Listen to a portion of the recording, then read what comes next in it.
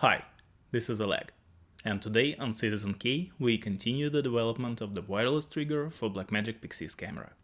If you haven't seen the previous part, the link is below.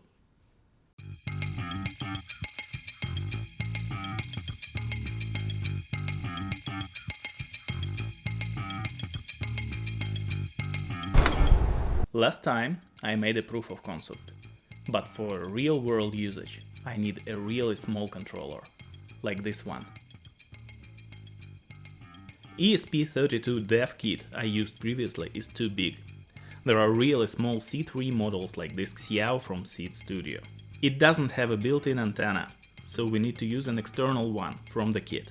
With the Blackmagic production camera, I've been using a Tilta handle with a button. I decided to build my trigger around it. The old controller inside the handle worked only with the LANC protocol, and the button got rusty or oxidized. So basically I needed to keep only the wooden and the metal parts of the handle, and both the controller and the button should have been replaced. Also, I needed to think about the power supply, as the previous controller powered through the LANC cable. The wiring of ESP32-C3 from Seeed Studio is very simple. The kit contains a tiny board with an external antenna.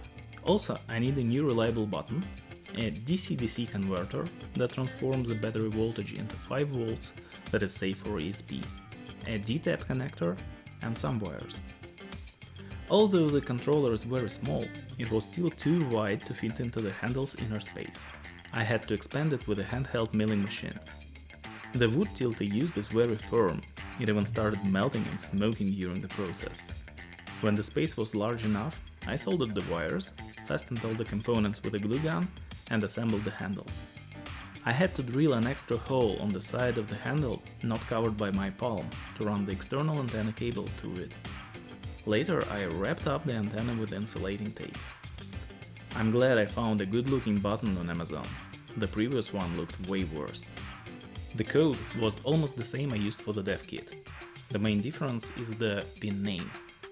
If you don't know your camera MAC address, upload and run the address scanner first. Both links are below. Let's finally try it. I plug the D-tap into a splitter and wait until the connection between the camera and the controller is established. And that's all. Now I can use the trigger to start and stop the camera.